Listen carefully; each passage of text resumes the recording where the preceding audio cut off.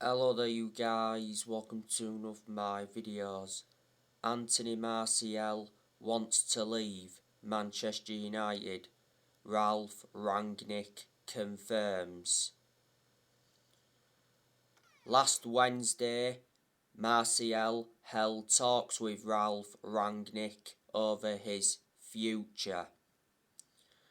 Earlier on this month, Martial's agent confirmed that Martial wants to leave Manchester United in January.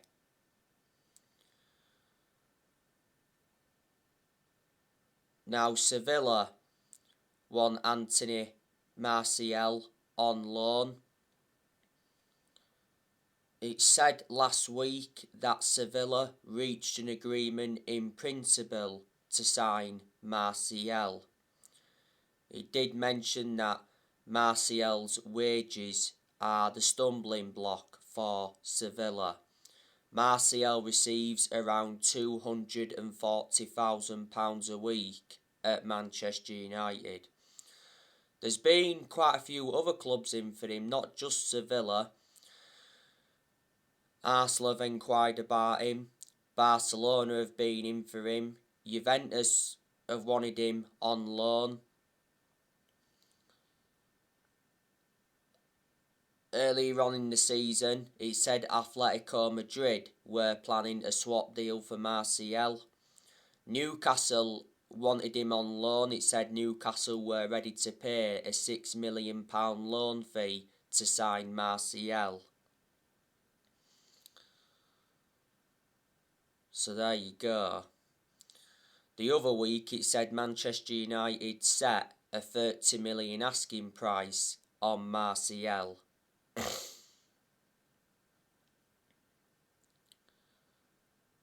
Martial is demanding more game time. He's getting nowhere near enough game time at Manchester United.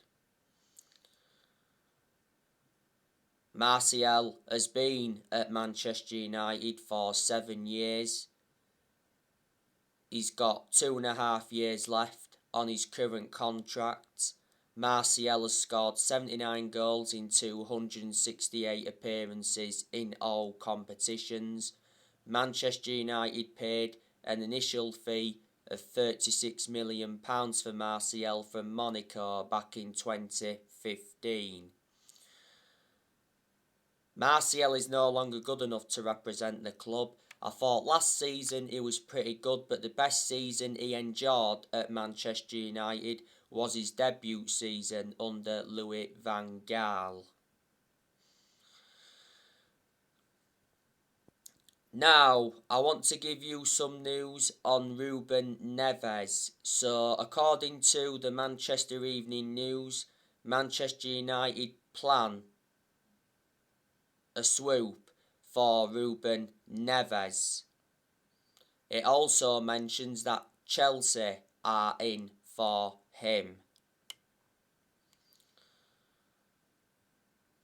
Now, Ruben Neves is at Wolves.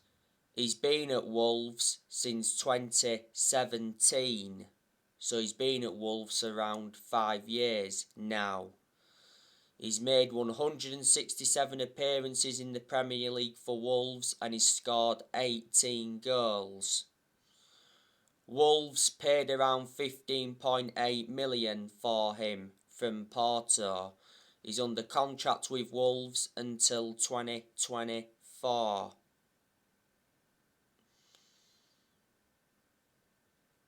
He is a midfielder. He's only the age of 24, so he's still young. He's got a lot of development in him. Manchester United went in for Ruben Neves a while ago. It said Wolves value him at around £35 million. So could Ruben Neves be the first signing of the Ralph Rangnick era?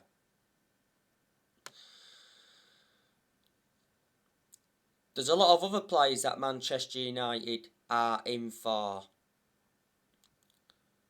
Obviously, you know the news on Amadou Haidara. earlier on this season, Rangnick said that he wants Amadou Haidara as his first signing at Manchester United.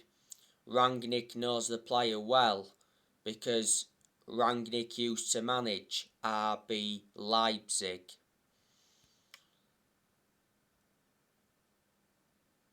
Amadou Haidara has already admitted that he's a Manchester United fan, and he's also a Cristiano Ronaldo fan. Haidara has a £33 million release clause. He's got a contract with RB Leipzig until 2025. Manchester United have also been linked with Boubacar Kamara from Marseille. Boubacar Kamara's contract talks with Marseille have stalled. His current contract at Marseille expires at the end of the season. The other week it said Manchester United agreed terms on a £10 million deal to sign Boubacar Kamara.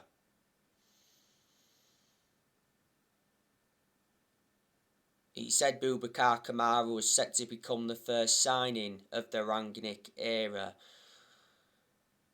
Boubacar Kamara is predominantly a defensive midfielder, but he can be deployed as a centre-half. He's only the age of 22, so still young, got a lot of development in him. Kamara's been at Marseille all his life. He joined Marseille as a 5-year-old back in 2005. So obviously risen up their academy, broke into Marseille's senior squad back in 2016, and he's gone to make over 100 appearances.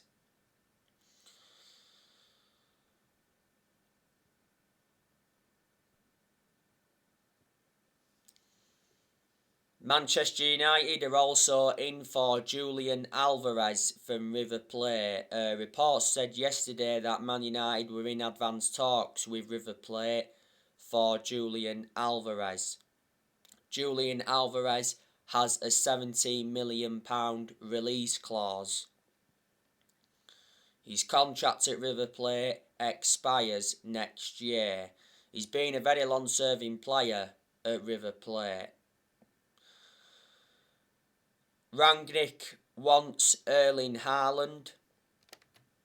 Revert back to the other week, Rangnick spoke with Erling Haaland's father, Alf-Inge Haaland, over the possibility of his son making a move to Manchester United next year.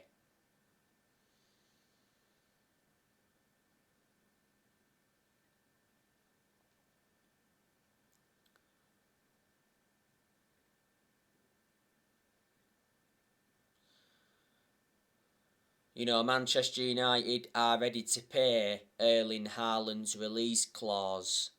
Erling Haaland's release clause is around £65 million, but it doesn't become active until the summer. Bild said earlier on in the season that Man United were currently only the serious bidder for Haaland. Erling Haaland has been an absolute revelation at Borussia Dortmund. Borussia Dortmund got Haaland from Red Bull Salzburg back in 2020. Borussia Dortmund paid $17.1 million. He is under contract with Borussia Dortmund until 2024.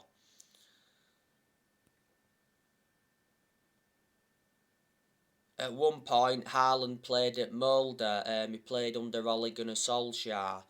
Manchester United obviously tried to sign Haaland under Solskjaer. Haaland is regarded as one of the best strikers in the world. He's a prolific goal scorer. And I think if he came to the Premier League, he would exceed expectations.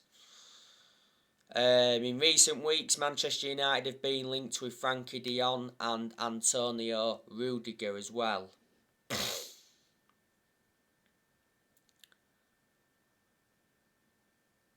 The Athletic did say that Rangnick has identified a tall midfielder as a top priority for Man United to replace Matic. Rangnick admires Jude Bellingham and Declan Rice.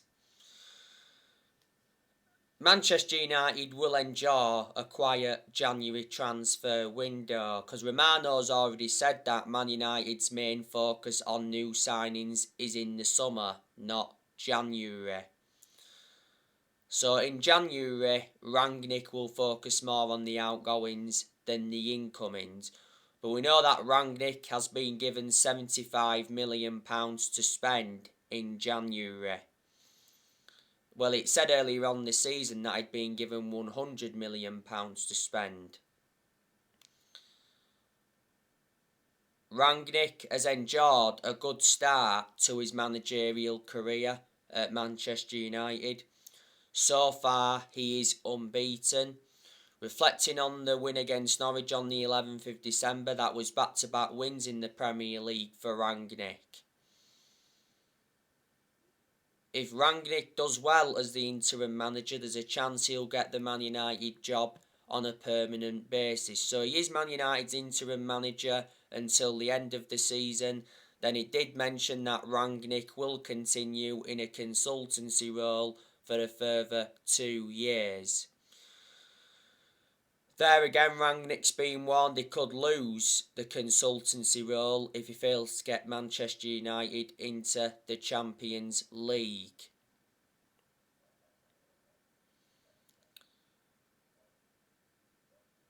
The other week, Manchester United confirmed the appointment of Ewan Sharp as an assistant coach and analyst. Manchester United got Ewan Sharp from Lokomotiv Moscow. Ewan Sharp's obviously worked at Toronto FC before, and he's worked at Red Bull Salzburg. New York Red Bulls, Ewan Sharp knows Ralph Rangnick well because he's worked with him before, and he also knows Chris Armas well because he's worked with him twice before. Ewan Sharp was the third addition that Rangnick brought in because earlier on in the season, Rangnick recommended Chris Armas as an assistant.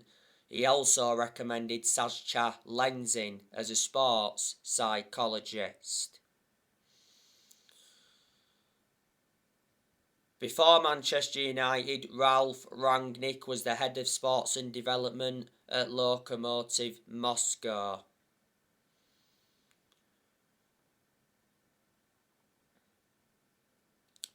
In the summer, I can assure that Manchester United will appoint a permanent manager.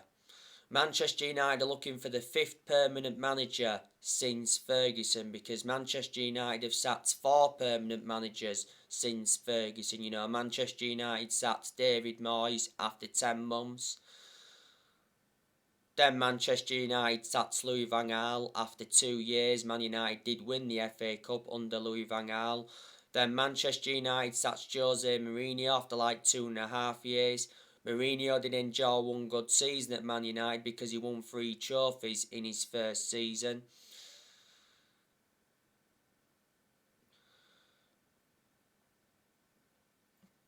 And a month ago, Manchester United sacked Ole Gunnar Solskjaer. Manchester United officially sacked Solskjaer after the 4-1 defeat to Watford. Solskjaer was in charge of Manchester United for almost 3 years. Obviously, Solskjaer got emotional in that farewell interview, which is understandable because obviously Solskjaer adores the club, and Solskjaer was part of the club for a long time.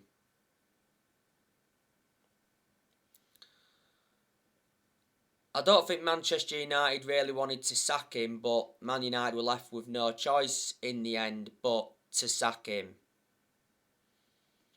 Because revert back to the last few months of Ole Gunnar Solskjaer's managerial tenure, it was very, very bad. The performances were terrible and the results were terrible to go with the terrible performances. But reflecting on that, not all of the blame stemmed from Solskjaer. Some of the blame stemmed from Solskjaer because his tactics and his team selections were questioned a lot. But there was also players that had to take responsibility for those poor performances as well.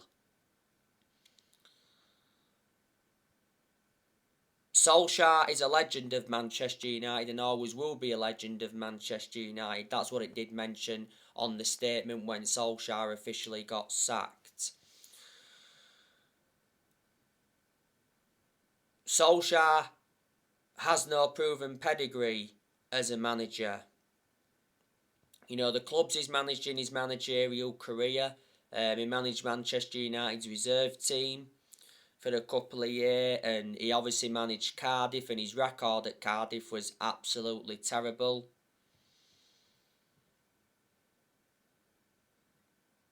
He got sacked from Cardiff because he got them relegated. Obviously, Solskjaer endured 2 spells at Molde. He won a few Norwegian titles at Molde, but they're not a big club. And of course, he managed Manchester United's senior squad.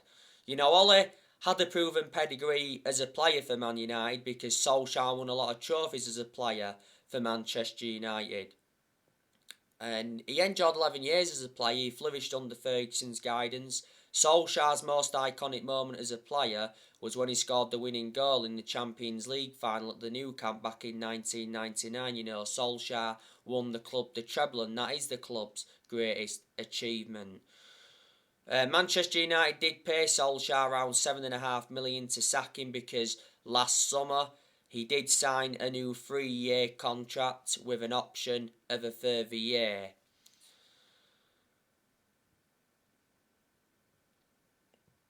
And Manchester United made a mistake giving him that contract because we knew for a long time that he wasn't the long-term manager.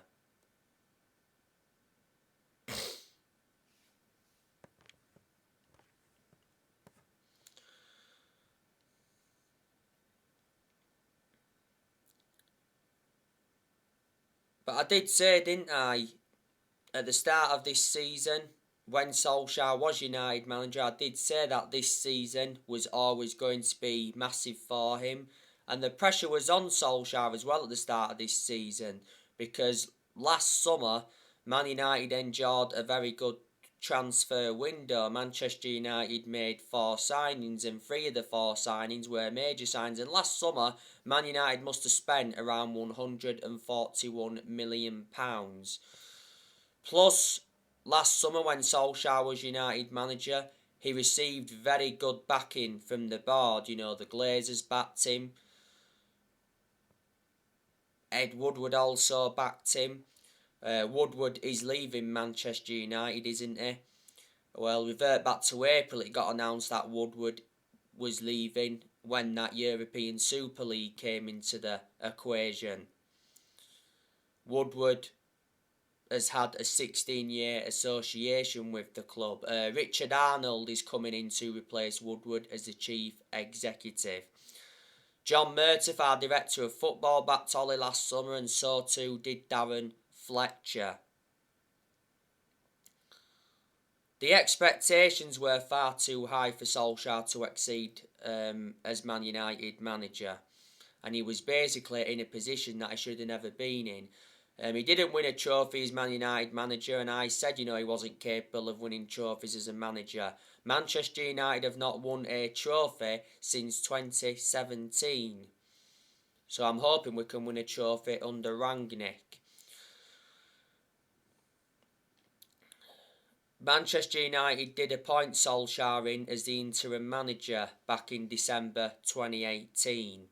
Solskjaer was the interim manager for the first 3 months. He did well as the interim manager, so the club decided to give him the job on a permanent basis back in March 2019.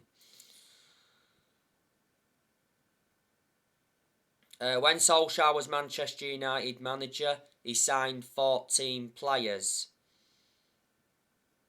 Manchester United spent over £400 million under Solskjaer. When Solskjaer was United manager, he also got rid of a lot of players. You know, he loaned players out, he got rid of a lot of players permanently. In his first full season, he got us to 3 semi-finals. He also got us a 3rd place finish, and then in his second full season, which was obviously last season, got us to the Carabao Cup semi-final, the FA Cup quarter-finals, the Europa League final. That was Solskjaer's first major final when he was Man United manager, but unfortunately he didn't win the final. He got a second place finish last season. And don't forget, when Man United had Solskjaer, Manchester United went 29 games unbeaten away from home in the Premier League. I also like the way Solskjaer developed the youth when he was United manager. But Ollie knew when he'd taken over at Manchester United it was going to be a massive job. Not only that, a difficult job as well, despite him knowing the club through thick and thin, because Solskjaer was managing one of the biggest clubs in the world.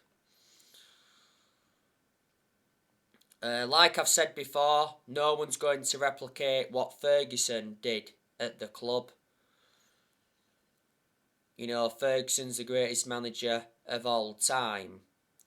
Ferguson won 30 odd trophies at Man United, including 13 Premier League titles, so reflecting on that, he brought success to the club. But Ferguson didn't settle in straight away because he didn't win out in his first 4 years at Man United, so it does take some managers time to settle in.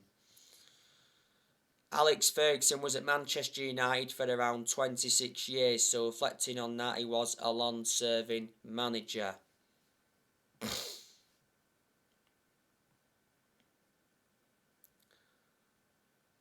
Before Ferguson, Man United weren't that good under Ron Atkinson. We weren't that good under Wolf McGuinness. We certainly weren't good under Franco Farrell. Man United got relegated under Franco Farrell back in the 1970s. That's 40 odd years ago now.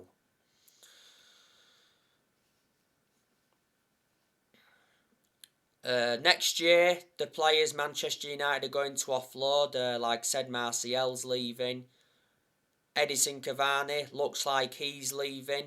If he doesn't leave next month, Cavani will leave in the summer. Now, the other week it said Edison Cavani has agreed to join Barcelona on an 18-month contract.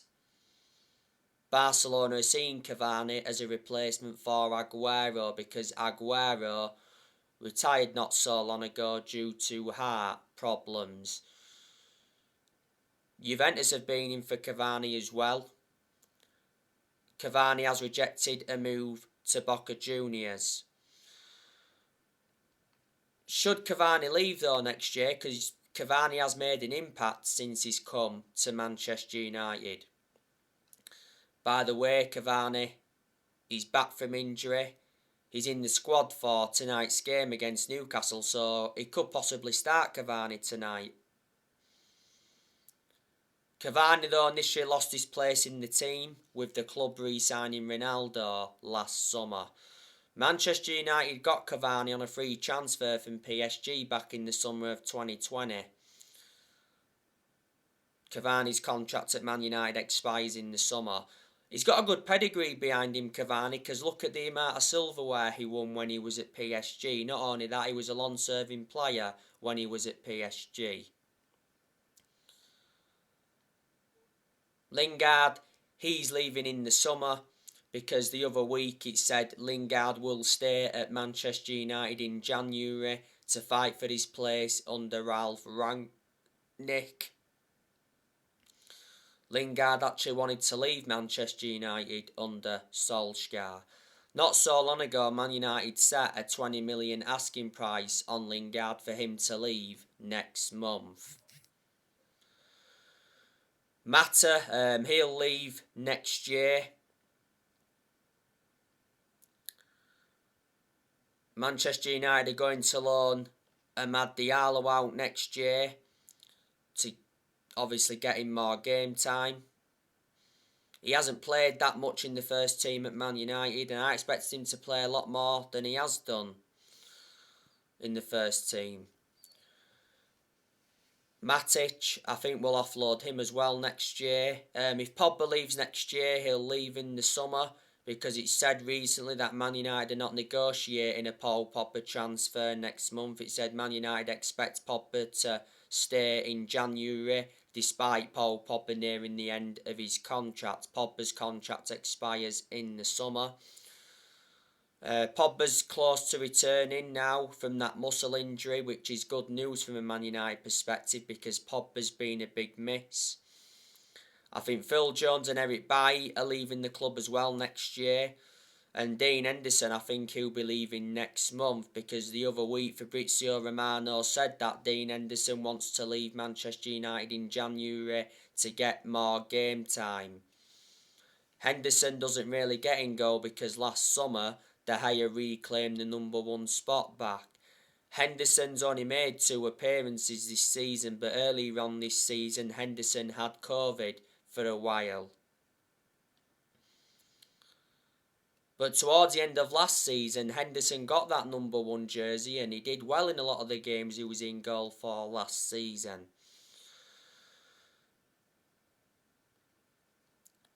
Henderson has got that experience behind him because before he endured 2 successful loans with Sheffield, he's had other loan spells before with Stockport, Grimsby and Shrewsbury, and before the start of last season, Henderson committed his future to the club because Henderson signed a 5-year contract with an option of a 6th year.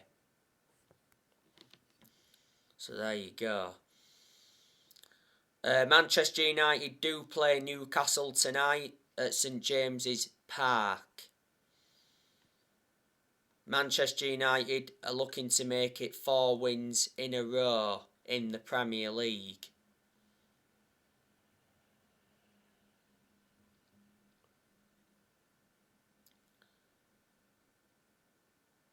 Manchester United have had the last 2 games postponed because of positive COVID tests. You know, Manchester United's games against Brentford and Brighton got postponed. Obviously, them games are going to be rearranged at some point. The last game Manchester United played was Norwich on the 11th of December. Manchester United won 1-0. Cristiano Ronaldo scored the winning goal from the penalty spot. Ronaldo obviously has 13 goals in all competitions since he re-signed for Man United, and he's got 802 goals in his career. Manchester United are sitting 7th in the Premier League at the moment. Newcastle, they're coming into this game on the back of a 4-0 defeat to Man City. Newcastle are a very, very poor team. I can assure that Newcastle will get relegated this season.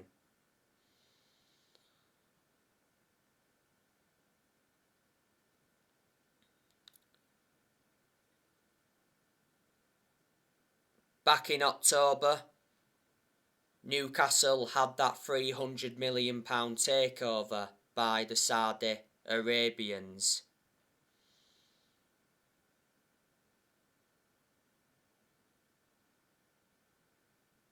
So reflecting on that, Newcastle are planning to invest heavily next year. But Newcastle, they're going to find it extremely difficult to convince good players to join them with the position that Newcastle are in at the moment. Before the Saudi Arabians, Newcastle had Mike Ashley. You know, he ruined Newcastle. He was Newcastle's owner for around 13 years. You know, Mike Ashley got heavily criticised. Newcastle's manager is Eddie Howe. Newcastle appointed Eddie Howe in earlier on in the season to replace Steve Bruce. Eddie Howe signed a 2.5-year contract. Before Newcastle, Eddie Howe managed Bournemouth. He was at Bournemouth for a lot of years. He also had a spell at Burnley. Earlier on in the season, Newcastle sacked Steve Bruce. Before then, Newcastle had Rafa Benitez. Rafa Benitez did resign at Newcastle because he didn't get enough backing. And a lot of Newcastle fans were disappointed when Rafa Benitez resigned because actually, Newcastle were actually consistent under Rafa Benitez. Now, obviously, I do know quite a few of the players that Newcastle have got. Obviously, they've got Alan Saint-Maximin. He's probably the best player Newcastle have got, just come back from injury not so long ago. Newcastle have also got Ryan Fraser, who's a former Bournemouth player. They've also got Callum Wilson, that's a former Bournemouth player. To be fair, Callum Wilson and Ryan Fraser are good. Newcastle have also got Joe Linton. They've also got Dwight Gale. Newcastle have also got Sean Longstaff. Now, Sean Longstaff is a good midfielder. Sean Longstaff is brothers with Matty Longstaff. Matty Longstaff's not at Newcastle at the moment. He's out on loan with Aberdeen. Newcastle have also got John Joe Shelvey. Now, he picked up an injury not so long ago. He's a key player for Newcastle. John Joe Shelvey is a former Liverpool and Swansea player. Newcastle have got Isaac Hayden. Now, Isaac Hayden is suspended for this game. Isaac Hayden is a key player for Newcastle. Newcastle have also got Elliot Anderson and Jacob Murphy. They've also got Jamal Lascelles, who's good. Newcastle have also got Joseph Willett. They've got Matt Ritchie. They've got Kieran Clark. They've also got Almiron. They've got Paul Dummer. He was out with injury the last time I looked. Federico Fernandez. He was recently out with injuries. He's still injured now. Jamal Lewis. He was injured not so long ago. Newcastle got Jamal Lewis from Norwich. Newcastle have also got Manquillo. He had illness not so long ago.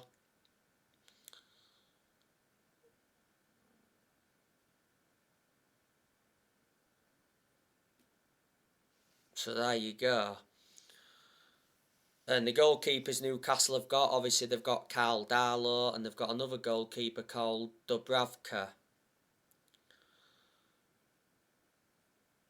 Manchester United have got a very good record against Newcastle. You know, Man United seldom lose to Newcastle. Manchester United won this fixture last season at St James's Park 4-1. Manchester United won the game at Old Trafford earlier on this season against Newcastle 4-1. You know, it was Ronaldo's first game since he re-signed, and Ronaldo did score twice on his second debut. So there you go. After Newcastle, Man United play Burnley on the 30th. And Manchester United's first game of 2022 is Wolves. So anyway, guys, that's everything to update you with. Drop your comments, likes below on the channel if you do consider subscribe as always. And take care. God bless. See you all again very soon.